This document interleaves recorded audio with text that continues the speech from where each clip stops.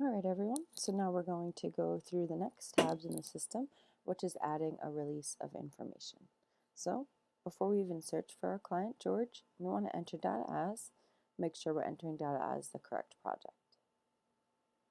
Okay, client point. We already have his client ID number, 2771, as discussed in the previous video. We're going to use the current system date. So we already added a general ROI for George in general. However, he now has a child, as mentioned in the previous video. So now we want to include the child in George's ROI, or release of information. Children under 18 do not sign their own release, but once they are 18, they should sign their own release of information unless they are not unless there are other circumstances that would prevent them from doing so.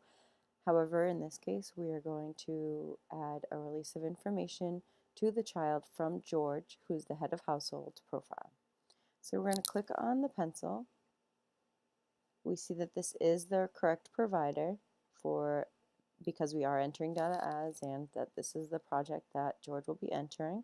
Start date and end date, so it was 2 years. It was a signed statement, and the witness was me, Shalissa. So now on the top you see no household members were originally associated. I am going to include additional household members. And now I could select if there were extra people here that weren't with George. I could make sure I don't check their names. However, because I know this household's up to date, because I checked that before I did anything, before I moved on to the next tab, I can just check on the top box to make sure they're both selected. Because remember, their household ID number is 816. George and Gina Smith have now been selected, so I click continue. And now it shows that this signed release from February 7th, 2019 is accurate not only for George Smith, but also his daughter, Gina Smith. And now I can save the release of information.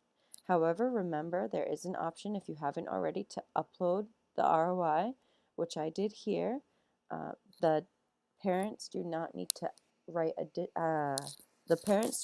to add any more information to the ROI as children are added to their family. If that changes in the future, a different video will explain that. However, as of right now, there's one ROI needed per adult that signs also for their dependent children. Okay? If you didn't already upload your release, you could do so by clicking Add New File Attachment and browsing your computer and uploading it. If you wanted to view the release that's already in the system, you could click on the magnifying glass and download the PDF format. Okay? And you click Exit and Save Release of Information. Now to double check that this worked, you see on George Smith, it says Release of Information ends 2721.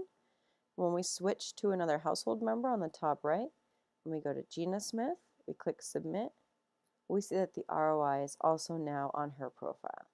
You will notice that the upload is not on Gina's profile because she is the child. So if this was a person over 18, I would want to make sure that they also have the attachment added to their profile. However, for Gina, because she is a dependent, her ROI being submitted under George's client profile is all that is needed. And that is how you add an ROI to a client profile.